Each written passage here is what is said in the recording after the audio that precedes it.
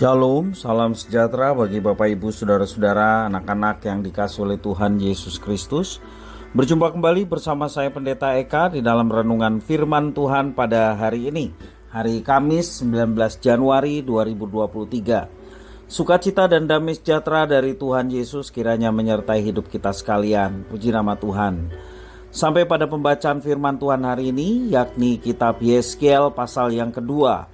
Kiranya firman Tuhan memberkati kita sekalian. Baik, sebelum kita akan merenungkan bagian firman Tuhan hari ini, kita akan berdoa terlebih dahulu. Tuhan Allah Bapa di surga, di dalam nama Tuhan Yesus, kami datang kepada Tuhan mengucapkan syukur terima kasih untuk setiap kasih setia, berkat, penyertaan yang sungguh kami alami dari hari ke hari. Karena itu kami mau terus dekat dengan Tuhan dan mengisi hati pikiran kami dengan kebenaran firman-Mu.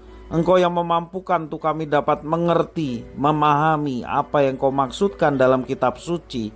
Kau juga menolong kami untuk dapat menerapkannya dan hidup dalam ketaatan. Terima kasih Bapa, inilah diri kami. Kami sedia untuk belajar firman Tuhan. Demi nama Tuhan Yesus kami berdoa. Haleluya. Amin. Saya akan membacakan di dalam Yeskiel pasal 2 ayat 1 sampai ke Yeskiel pasal 3 ayat yang ketiga. Demikian firman Tuhan. Firman-Nya kepadaku, hai anak manusia, bangunlah dan berdiri, karena aku hendak berbicara dengan engkau. Sementara ia berbicara dengan aku, kembalilah rohku ke dalam aku dan ditegakkannya lah aku. Kemudian aku mendengar dia yang berbicara dengan aku. Firman-Nya kepadaku, hai anak manusia, aku mengutus engkau kepada orang Israel, kepada bangsa pemberontak yang telah memberontak melawan aku. Mereka dan nenek moyang mereka telah mendurhaka terhadap aku sampai hari ini juga. Kepada keturunan inilah yang keras kepala dan tegar hati, aku mengutus engkau dan harus kau katakan kepada mereka, beginilah firman Tuhan Allah. Dan baik mereka mendengarkan atau tidak, sebab mereka adalah kaum pemberontak, mereka akan mengetahui bahwa seorang nabi ada di tengah-tengah mereka. Dan engkau, anak manusia, janganlah takut melihat mereka maupun mendengarkan kata-katanya. Biarpun engkau di tengah-tengah onak dan duri, dan engkau tinggal dekat kalajengking, jangan takut mendengarkan kata-kata mereka dan janganlah gentar melihat mukanya. Sebab mereka adalah kaum pemberontak. Sampaikanlah perkataan-perkataanku kepada mereka, baik mereka mau mendengarkan atau tidak. Sebab mereka adalah pemberontak. Dan engkau anak manusia, dengarkanlah apa yang kufirmankan kepadamu. Janganlah memberontak seperti kaum pemberontak ini. Ngangakanlah mulutmu dan makanlah apa yang kuberikan kepadamu. Aku melihat sesungguhnya ada tangan yang terulur kepadaku, dan sungguh dipegangnya sebuah gulungan kitab. Lalu dibentangkannya di hadapanku gulungan kitab itu, ditulisi timbal balik, dan di sana tertulis nyanyian-nyanyian ratapan, keluh kesah dan rintihan. Firman-Nya kepadaku, hai anak manusia, makanlah apa yang engkau lihat di sini, makanlah gulungan kitab ini, dan pergilah, berbicaralah kepada kaum Israel. Maka kubukalah mulutku dan diberikannya gulungan kitab itu kumakan. Lalu firman-Nya kepadaku, hai anak manusia, makanlah gulungan kitab yang kuberikan ini kepadamu dan isilah perutmu dengan itu. Lalu aku memakannya dan rasanya manis seperti madu dalam mulutku. Bapak Ibu saudara-saudara yang dikasihi oleh Tuhan Yesus Kristus, mendapat penglihatan akan kemuliaan Tuhan Allah memang hal yang luar biasa. Tetapi peristiwa ini diikuti dengan perintah yang tidak mengenakan. Setelah melihat kemuliaan Tuhan Allah, Yeskiel diperintahkan untuk pergi kepada bangsa Israel. Tentu bukan hal yang mudah karena mereka adalah bangsa pemberontak. Diulang-ulang dikatakan mereka adalah bangsa pemberontak yang melawan Allah, yang keras kepala dan tegar hati. Namun Tuhan Allah tetap mengutus Yeskiel sebagai nabi agar berada di tengah bangsa itu. Bagaimana mungkin bangsa pemberontak itu mau mendengarkan dirinya? Bisa jadi bangsa itu berbalik, justru malah melawan, bahkan mungkin melukai Yehezkiel.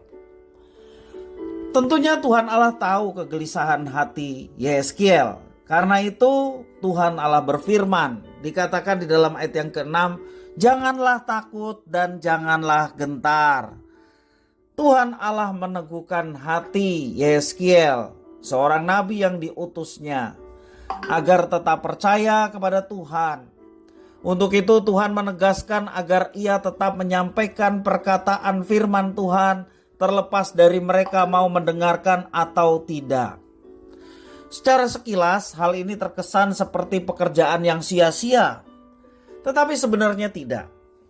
Karena apa yang akan ia sampaikan adalah firman Tuhan yang diberikan dalam wujud gulungan kitab. Firman Tuhan mendatangkan kabar penghukuman bagi bangsa Israel. Tetapi firman itu terasa manis bagi Yehezkiel. Karena itulah yang baik bagi manusia. Firman Tuhan baik untuk manusia. Nabi Yehezkiel tidak berdebat dengan Tuhan karena ia menyadari tugas dan tanggung jawab sebagai seorang nabi, dan ia telah dipilih untuk menyampaikan peringatan Tuhan Allah bagi umatnya, yakni umat Israel yang telah dibuang. Sebagai seorang nabi, ia ada di sana bukan untuk menyenangkan hati mereka, tetapi untuk mengucapkan kebenaran secara mutlak tanpa kompromi dengan situasi yang ada. Bapak, Ibu, saudara-saudara yang dikasihi oleh Tuhan, kita sebagai orang Kristen mempunyai tanggung jawab yang sama, yakni untuk memberitakan kebenaran firman Tuhan, memperkatakan firman Tuhan, menggenapi firman Tuhan. Itulah tugas dari umat Allah yang baru, yakni seorang Kristen atau gereja Tuhan. Saat menghadapi situasi yang tidak terduga dan orang-orang yang tidak mau mendengarkan, seseorang yang percaya kepada Tuhan Yesus memiliki kewajiban untuk belajar dari Nabi Yehezkiel yang tidak mau berdebat, tetapi dia mau taat untuk melakukan apa yang telah diperintahkan Tuhan. Marilah kita senantiasa menteladani seorang Yehezkiel yang diperintahkan. Walaupun perintahnya itu cukup sulit, dia harus memberitakan firman di tengah bangsa yang memberontak terhadap Tuhan yang telah memilih mereka. Tetapi Yehezkiel tetap mentaatinya. Mari Bapak, Ibu, saudara-saudara, hendaknya kita pun mengerjakan bagian yang dipercayakan Tuhan atas kita. Kalau Yehezkiel dikatakan jangan takut, demikian jugalah Tuhan mengatakan pada orang-orang yang mau taat akan perintahnya, jangan takut, melangkah saja, sebab firman Tuhan adalah kebenaran yang telah kita terima, dan itulah yang kita mau kabarkan kepada sesama. Firman Tuhan adalah kebenaran. Kita perkatakan firman itu, kita lakukan firman itu karena terintegrasi dari apa yang kita katakan, demikian juga apa yang kita lakukan. Dan percayalah, ketika kita melakukan semua yang diperintahkan Tuhan sebagai wujud ketaatan kita kepada Tuhan yang telah memilih kita, maka penyertaannya itu nyata. Maka Tuhan akan menolong kita. Bahkan tidak ada yang mustahil kalau setiap orang yang mendengar pada akhirnya timbul iman dan percaya kepada Tuhan. Sebab iman timbul dari pendengaran akan firman Tuhan. Kiranya firman Tuhan memberkati kita sekalian. Mari kita berdoa. Terima kasih Tuhan atas firman-Mu. Mampukan kami untuk menjadi pribadi-pribadi yang taat. Pribadi-pribadi yang tidak mudah sering membantah terhadap apa yang telah Tuhan katakan dan firmankan. Tetapi kami dengan baik meresponnya untuk mentaati apa yang telah Tuhan percayakan dan perintahkan kepada kami. Terima kasih ya Tuhan atas pilihan Tuhan bagi kami sekalian. Jadikanlah kami menjadi pelaku-pelaku firman dalam kehidupan kami. Terpujilah nama-Mu Bapa, demi nama Tuhan Yesus kami berdoa. Haleluya. Amin.